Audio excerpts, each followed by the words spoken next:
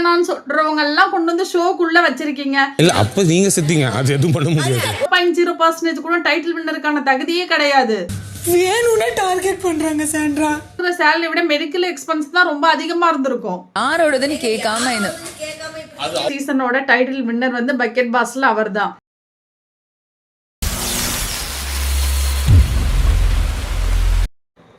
Hi வணக்கம் மக்களே, Nila's park சேனலுக்கு தங்களை அன்போடு வரவேற்கிறேன். இன்னைக்கு பக்கெட் பாஸில் டே 62ல் நடந்தது என்ன அப்படின்னா, ஸோ எஸ்டர்டே நைட்டு அதே பக்கெட் பிரச்சனை தான். ஸோ பாத்ரூம்குள்ளே இருக்க வேண்டிய பக்கெட் நடு வீட்டில் கொண்டு வந்து வச்சது யாரு, என்ன, எதுக்காக பண்ணாங்க? எனக்கு எவ்வளோ அசிங்கமாக இருக்கும்னு நினச்சி பாருங்க. ஆனா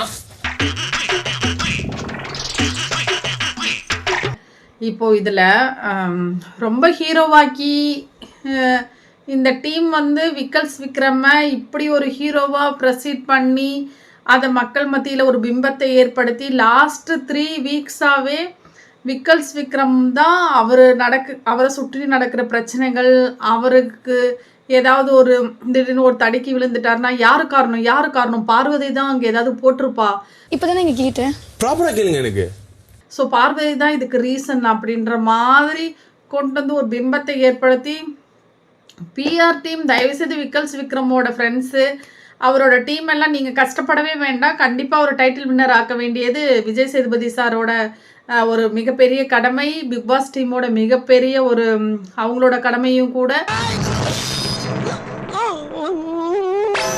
ஸோ அதனால் நீங்கள் எந்த எஃபோர்ட்டும் போட வேணாம். ஓட்டு போடுறேன், இல்லை ஓட்டு போடுறதுக்கு நான் ட்ரை பண்ணுறேன், மற்றவங்க மொபைல் வாங்குறேன், இந்த மாதிரி எந்த ரிஸ்க்குமே நீங்கள் எடுக்க வேணாம். தாராளமாக எழுதி வச்சுக்கோங்க. அவர் தான் இந்த சீசனோட டைட்டில் வின்னர் வந்து பக்கெட் பாஸ்ல அவர் தான். யாரோடதுன்னு கேட்காம இந்த வாரம் ஃபுல்லா பிரச்சனையை பத்தி பேசுறதுக்கு எதுவுமே இல்லையா? எந்த ஒரு இஷ்யூமே நடக்கலையா? அப்ப விக்கல்ஸ் விக்ரம் சார்ந்து ஒரு விஷயம் நடக்குது, அவரை தப்பா அங்க ப்ரொசீட் பண்றாங்கன்னா அதை எடுத்து நீங்க அட்ரஸ் பண்ணுவீங்களா? இது ஒரு பக்கெட் பாஸ்ன்றது ஒரு பெரிய கோர்ட் மாதிரியும், அதுல லாயர் வந்து விஜய் சேதுபதி சார் மாதிரியும் வந்து ஃபுல் அண்ட் ஃபுல் தப்பு விக்கல்ஸ் விக்ரம் வந்து அப்படி இப்படி அவரை ஏன் இப்படிலாம் ப்ரொசீட் பண்ணுறீங்க, அவர் ரொம்ப நல்ல மனுஷன், ஆள் இப்படி இருக்காருன்னு நினைக்காதீங்கன்னு இப்படி ஒரு விளம்பரம் தேவையா? கேடுகட்ட கேவலமான விளம்பரம் தேவையா? என்ன அவர் அப்படி ப்ளே பண்ணார், என்ன பண்ணார்? இந்த பக்கெட் பிரச்சனையை ஆரம்பிக்க காரணமே தலைவி பார்வதி தான்யா. பார்வதி இல்லைன்னா இன்னைக்கு இப்போ ஷோவே இல்லையே. ஸோ இதை கடந்து இந்த வாரத்தில் ஒரு டாஸ்க் நடந்துச்சு. அதில் சாண்ட்ராவும் சுபிக்ஷாவும் சண்டை போட்டுக்கிட்டாங்க, வினோத்தை டார்கெட் பண்ணாங்க. ஆதிரி வந்து எல்லாரையும் அங்கங்கே போட்டு கொடுத்து அவங்களால ஒரு பிரளயம் நடந்துட்டு இருக்கு. என்ன தெரிகிறது? அது ஒண்ணுமில்லடா. எவ்வளோ பர்சனலான விஷயங்கள் அவங்களுக்கு நடக்குது. அங்கே உள்ள பர்சனல் வெஞ்சன்ஸை கொட்டி தீக்குறாங்க. அங்கே உள்ள அவ்வளோ பிரச்சனைகள் நடக்குது. அதை எடுக்கலாம், பேசலாம். அதை எல்லாத்தையும் விட்டுட்டு லாஸ்ட்டாக நடந்த பக்கெட் பிரச்சனையை தூக்கிட்டு அவனும் இந்த பக்கெட் பிரச்சனையை வந்து பெருசாக்கணும்னு விக்கல்ஸ் விக்ரம் வந்து மாறி வியானாவை போட்டு டார்ச்சர் பண்ணி ஓ மேலே தப்பு, ஏன் மேலே தப்பு, இது கனி ஓடி வந்து திரும்ப பக்கெட் தூக்கிட்டு சப்போர்ட் பண்ணுறதும் என்ன? இன்னைக்கு ஷோ என்ன ஒரே பக்கெட்டா? பக்கெட் இன்னைக்கு ஃபுல்லாக தூங்குனா என்ன தெரியுமா என் மைண்டில் ஓடும்? பக்கெட் நீ தான் வைக்க சொன்ன, நீ தான் வைக்க காரணம், நான் காரணம் இல்லை. பக்கெட் ஒரு பிரச்சனை, அது ஒரு கேம், அப்போ அவ யூஸ் பண்ணியிருக்கா. இப்படி பக்கெட் கடைசியில் உனக்கு லைஃப்ல என்ன மிகப்பெரியது, எனக்கு பக்கெட் வேணும். இந்த மாதிரி மைண்டை மாற்றி விட்டு அது யாரோடது அவங்க எடுத்துக்கிட்டோம். கேவலமா ஷோவை அவன் விக்கல்ஸ் விக்ரம்னா தாராளமாக கொடுத்துட்டு போங்க. ஆனால் டிசர்வ்டா அவர் என்ன பண்ணுறாருன்னா தன்னை சுற்றி 9 பேரை சப்போர்ட்டை வச்சுட்டு ஒரே ஒரு எதிரியை மட்டும் செலக்ட் பண்ணுறாரு. திவாகர் கூடலாம் இவெல்லாம் எனக்கு ஒரு ஆளே இல்லை, இவன் கூடலாம் பிளேவே பண்ண முடியாதுன்னு சொன்ன ஆளு அந்த 9 பேரை எதிர்த்து நின்னா ஆள் இல்லாத இடமே தெரியாத இடமே போயிடுவாரு விக்ரம்ன்ற ஆளு. எல்லாம் மேல இருக்கிறவன் பார்த்துக்குவான். மனசு ஃபுல்லா வஞ்சகம் மட்டும்தான். நல்லா யோசிச்சு பாருங்க. ஸ்டார்டிங் ஷோல விக்கல்ஸ் விக்ரம் எப்படி இருந்தாப்புல, இடையில எப்படி இருந்தாப்புல, இப்போ எப்படி இருக்காப்புல. ஸோ ஸ்டார்டிங்கில் இருந்த அதே காம் டைப்பு, மற்றவங்களை எல்லாத்தையும் சுற்றி தனக்கு சாதகமாக ஒரு சூழ்நிலையை உருவாக்கிட்டு பார்வதி மட்டும்தான் இப்போ நம்ம எதிர்க்க ஆரம்பிச்சாப்புல.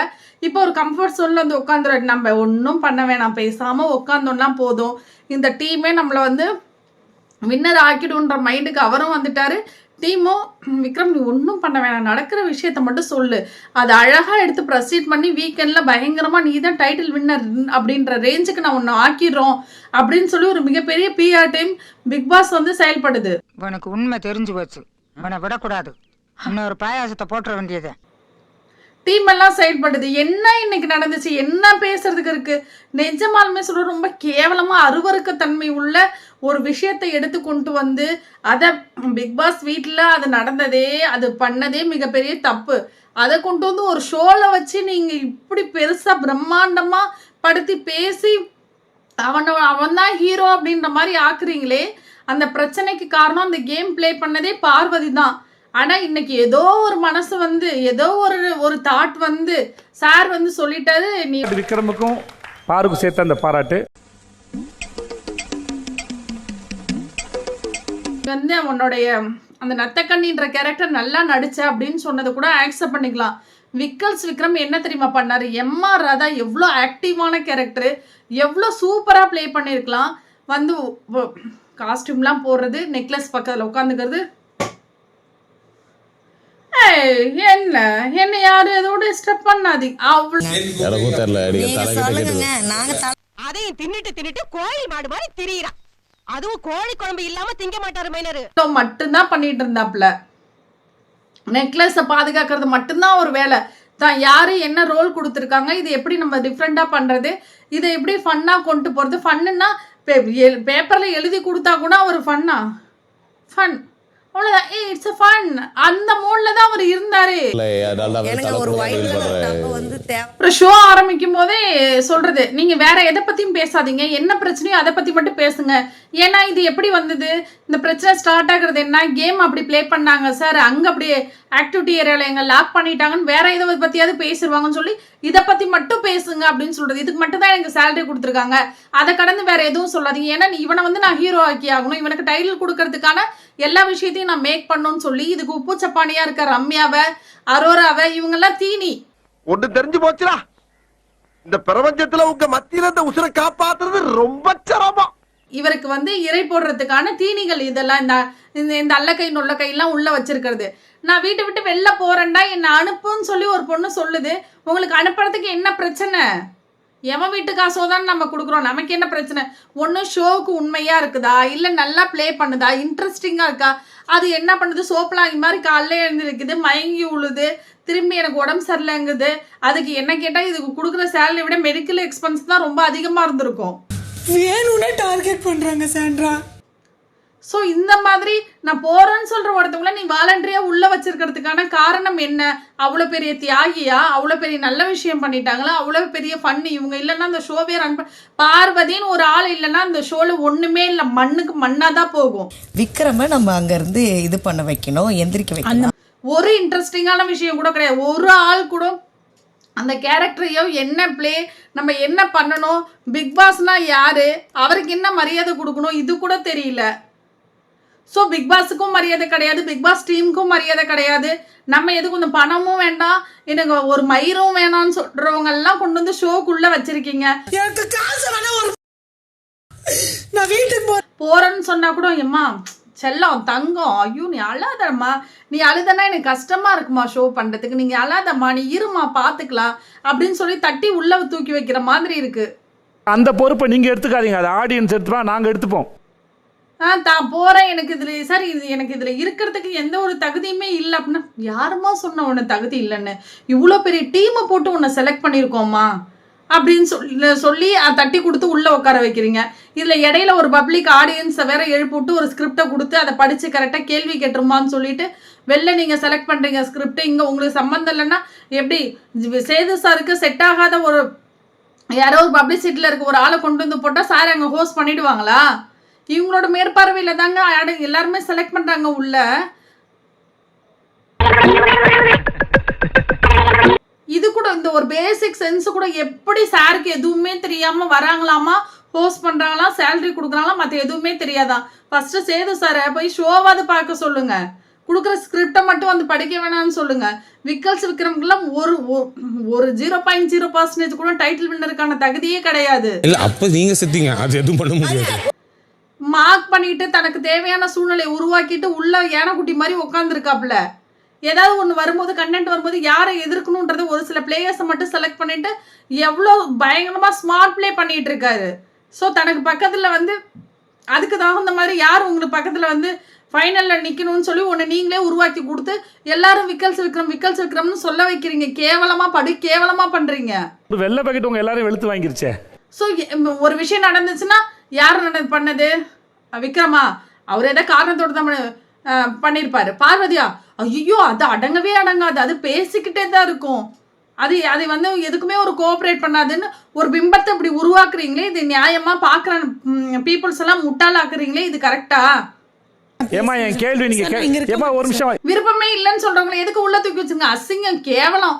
நான் பல முறை சொல்லிட்டேன். நீங்க திவாகர வெளில அனுப்பும் பொழுதே நான் சொன்ன விஷயம் என்னன்னா, இவனுங்களெல்லாம் உள்ள வச்சிருந்தீங்கன்னா இவங்க சாணியை தான் முக்கியம், உங்க முகரக்கட்டையில அடிப்பாங்கன்னு சொன்னோம். அதே மாதிரியே தான் இருக்கு. ஒரு மரியாதை கிடையாது, ஒரு டிசிப்ளின் கிடையாது, ஒரு டெக்கோரம் கிடையாது, ஒரு ஷோல நம்ம எப்படி பிஹேவ் பண்ணுன்ற அந்த மேனரிசம் கிடையாது. அப்படியே எது சொன்னாலும் எஃப்சே சரிண்ணா ஓகேண்ணா, இதெல்லாம் இந்த மாதிரி ஒரு ஆளு. சரிடா அதெல்லாம் விடுங்க, ஒரு டாஸ்க்கு கொடுக்கணும், அதை இன்ட்ரெஸ்டிங்காக பண்ணுறீங்களா அப்படின்னா, அதுவும் எஃப்ஜே வந்து எனக்கு இன்ட்ரோவர்ட் கேரக்டர்னா வெக்கமே இல்லாமல் 1000 முறை அதையே திரும்ப சொல்கிறாண்டே. ஒரு இன்ட்ரோவர்ட்டான கேரக்டர்னா நான் ஷோவில் இன்ட்ரோவர்ட் கேரக்டர் அவங்க கொடுப்பாங்களா?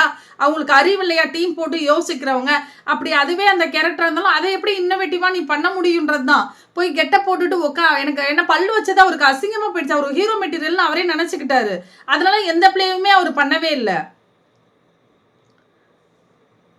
நான் என்ன சொல்றேன், இப்படி நீங்க விக்கல்ஸ் விக்ரம தான் நான் வின்னரா அறிவிக்க போறேன்னா அறிவிச்சிட்டு போங்க. அதுக்காக 3 வாரம் போட்டுட்டு உட்காந்து இவரை வந்து லாயர் மாதிரி போட்டு வாதாடி சேது சார் வந்து இப்போ முன்னெல்லாம் சொம்பு தான் தூக்கிட்டு இருந்தாங்க சரியா, இப்போ என்ன பண்ணாங்கன்னா பக்கெட்டா தூக்க ஆரம்பிச்சிட்டாங்க. அதாவது கேள்வி கேட்டு பதில் சொல்றது ஒரு விஷயம் இருக்கு ரம்யா. அந்த பக்கெட்டை தூக்குறதுக்கு பக்கெட்டன்ற ஒரு விஷயத்த ஆரம்பிச்சது பார்வதி. அந்த பக்கெட்டை கரெக்டாக தூக்கி கொண்டு வந்து சேர்க்கறது யார் அப்படின்னா சேது சார். ஸோ ஆக மொத்தத்தில் பக்கெட் தான் இன்னைக்கு ஃபுல்லாகவே. வேற எதுவுமே கண்டென்ட் இல்லை, பேசுறதுக்கு இல்லை, அந்த டாஸ்க்கை பற்றியும் சொல்கிறதுக்கு இல்லை. ஏதாவது ஒன்று பர்ஃபார்ம் பண்ணியிருந்தாருன்னா அதை எடுத்து வச்சு ஒரு பப்ளிக் ஒரு காமன் பிளேஸில் வச்சு ஆர்கியூ பண்ண முடியும். அதுவும் ஒரு மண்ணாங்கட்டியும் கிடையாது. ஸோ வேற எந்த பிரச்சனையுமே இல்லை. அப்போது இது வந்து யார் சொன்னது அப்படின்னா, அது கை விட்டு பார்த்தீங்கன்னா அரோரான்ற அந்த கிருமி தான் சொல்லியிருக்கு. அது பல்ல காட்டுது. நான் தான் சொல்லியிருப்பேன், யோசிச்சேன் சார், நான் தான் சொன்னேன். நான் செருப்பால அடி திமரி ஞாபகம் இல்லை, நேற்று தான் ஒரு வேலை நான் கூட இருக்கேன். ஒரு அறிவு இருக்க வேணாமா? அதை நான் தான் சொன்னேன்னு ஒத்துக்கிறதுக்கு கட்ஸ் இல்லைன்னா அந்த வார்த்தையை ஏங்க யூஸ் பண்ணணும்? நான் ஒருத்தவன் தப்பு பண்ணுறானா, ஆமாம் சார் நான் தான் தப்பு பண்ணேன். தப்பு பண்ணாமல் இருந்தால் அவன் மனுஷனே கிடையாது. தப்பு எல்லாரும் தாங்க பண்ணுவாங்க. தப்பு பண்ணுறது அந்த தப்பை சரியாக்கவே கூடாது. சரி பண்ணவே முடியாத விஷயத்த சரி இல்லை சார் நான் தான் தப்பு பண்ணேன் அப்படின்னு ஒத்துக்கிட்டு போகணும். சரி பண்ணாத விஷயம்னு எதுவுமே கிடையாது. ஆக்செப்ட் பண்ணுறது மிகப்பெரிய நல்ல விஷயம். அது அந்த குவாலிட்டி இருக்கிறவங்க தான் அடுத்த ஸ்டெப்புக்கு போவாங்க. அரோரா இந்த கிருமி உடனே இவங்க பார்வதி இவங்களுக்கெல்லாம் கையை தட்டவும் மேடம்க்கு வேற அப்படியே பொங்குது. ஐயோ நமக்கு யாருமே கிளாஸ் பண்ணவே இல்லை, நீ பண்ண கிழிச்சதுக்கு உனக்கு கிளாஸ் வேற பண்ணுவாங்க. உனக்கு வந்து இந்த பார்வதியும் இந்த கம்ருஜனும் இந்த 2 பேர் இல்லைன்னா என்னத்தை நீ பண்ணி கிழிப்ப? ஒன்றுமே பண்ண மாட்டேன். நீ ஒன்றுமே உனக்கு கிழிக்கிறதுக்கு இல்லவே இல்லை. நீ அப்படியே பெரிய ஹீரோயின் ரேஞ்சுக்கு வந்து பண்ண. நீ என்ன பண்ணி கிழிச்ச, எப்படி இருந்த, இப்போ என்ன பண்ணிட்டு இருக்க? இப்படி உள்ள ஆளுங்கள்லாம் இனி நான் ஒரு ரெக்வஸ்ட் கொடுக்குறேன் பீப்புள்ஸுக்கு, நிஜமாலுமே என்னோட ஃபாலோவர்ஸ் கூட சொல்கிறேன். வெளியில் என்ன ஒரு பிம்பம், ஒரு கேவலமான விஷயம், என்னோட பேர் கெட்டு போச்சு அப்படி இப்படின்னு இருந்தாலும் தயவுசெய்து பிக் பாஸ்க்கு போயிட்டு ரெக்வஸ்ட் பண்ணி உள்ளே போங்க. உங்கள் பேரை கண்டிப்பாக மாற்றி விட்டுருவாங்க. உங்களை ஒரு பகர கையாக யூஸ் பண்ணி நீ வேணும்னா உன்னை பற்றி நல்ல விஷயமா அப்படியே கிரியேட் பண்ணுவாங்க. முன்னாடி வினோத்தை தான் டைட்டில் வின்னர்ன்ற ரேஞ்சுக்கு கொண்டு போனாங்க. இப்போ அவரை டம்மி ஆக்கிட்டு இப்போ விக்ரம கொண்டு வந்திருக்காங்க. அடுத்து யாரை அவங்க கிரியேட் பண்ணி அவங்களுக்கு பிடிச்சவங்கள கொண்டு வந்து வச்சிடணும். பிடிக்கலன்னா அவங்களை பிடிச்சி தள்ளி விட்டுணும். இதுக்கு பகட கையாக இருக்கிற நீங்கள் சொல்லுங்கள். நிஜமாலுமே இப்போ வந்து அஃபிஷியலாக நாளைக்கு தான் தெரியும். ஆக்சுவலாக அன்அஃபிஷியலாக இன்றைக்கி வெளில போயிருக்கிறது பிரஜின் தான். அதுக்கு காரணம் என்ன அப்படின்னா, சாண்ட்ராவோட பிளே ரொம்ப டல்லாகுது. ப்ளஸ் சாண்ட்ரா வந்து ஒவ்வொருத்தவங்களை பற்றி கெஸ் பண்ணுறது வந்து கரெக்டாக இருக்குது. அந்த ஒவ்வொரு கேரக்டர் டாஸ்கில் யார் யாருக்கு எதுக்கு கொடுத்தாங்கன்றதும் அவங்களோட பர்சனல் அவங்க இன்றைக்கி இந்த வீட்டில் நடந்துக்கிறதையும் கரெக்டாக மெர்ச் பண்ணி சொன்னாங்க. பார்வதிக்கு நிறைய விஷயம் அட்வைஸ் பண்ணுறாங்க. அரோராவுக்கும் கம்ருதீனுக்கும் இடையில சண்டை வந்துச்சு, நீ தான் பெட்ரோல் நீ போகாத அப்படின்னு சொல்லி கண்ட்ரோல் பண்ணுறாங்க. உன்னை வச்சு தான் அரோரா ஃபுல்லாக ப்ளே பண்ணுறா, நீ அமைதியாக இரு, நீ எதுலேயும் ஈடுபடாமல் இருந்தனா அவள் சைலண்ட்டாக இருந்துருவா, கரெக்டாக இருந்துருவான்னு சொல்லி கரெக்டாக கைட் பண்ணுறாங்க சாண்ட்ரா. என்ன கேட்டால் பிரஜனை வெளில எடுத்தது ரொம்ப நல்ல விஷயம். அதனால இவங்களோட ப்ளே வந்து டோட்டலாக மாறும். இனி வந்து துணிஞ்சு இறங்கி பயங்கரமாக அவங்க ப்ளே பண்ணுறதுக்கான வாய்ப்பு இருக்குது. அதனால் பிரஜனை வெளில எடுத்தது நல்ல விஷயம் தான். சீரியஸாக ஏன்னா குழந்தைங்களும் தனியாக இருப்பாங்க. ஸோ அவங்களோட ஃபேமிலி இந்த சுச்சுவேஷனை கருதியும் தான் வெளில எடுத்திருக்காங்க அப்படின்னு சொல்லி சொல்கிறாங்க. நல்ல விஷயந்தான்.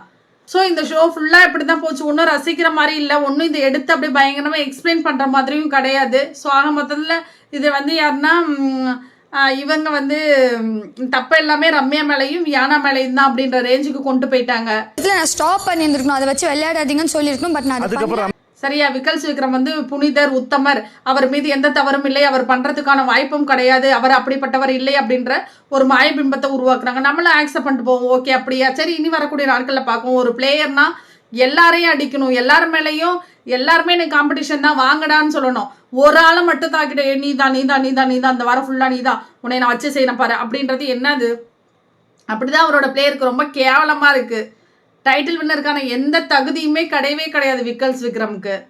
அப்புறம் லாஸ்ட்டாக வந்து இப்படிலாம் ட்ரெஸ் போட்டு கிளம்பி வரும்போது உங்களுக்கு எப்படி ஃபீல் ஆகும் அப்படின்னா, எனக்கு வந்து நான் வந்து ஷூட்டிங்க்கு போகிற மாதிரி வருவேன் அப்படின்னு சொல்லி வினோத் சொன்னார். ஸோ ஒவ்வொருத்தவங்க ஒவ்வொரு ரீசன் வந்து சொன்னாங்க.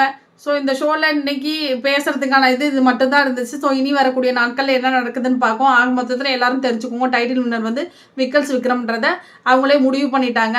அவர் எப்படி, அவர் என்ன ஏது, அவரோட வரலாறு என்ன, வீட்டுக்குள்ளே அவர் என்னென்ன பண்ணார் அப்படின்றதெல்லாம் நமக்கு எதுவும் தெரியாமலாம் இல்லை, எல்லாமே தெரியும். Okay, thank you so much guys. Support பண்ணுங்கள், ஷேர் பண்ணுங்கள். பட் இந்த ஷோ இன்னைக்கு ரொம்ப ஒஸ்ட்டாக தான் போச்சு. ஒன்றும் ரசிக்கிற மாதிரி இல்லை. Bucket show. தேங்க்யூ.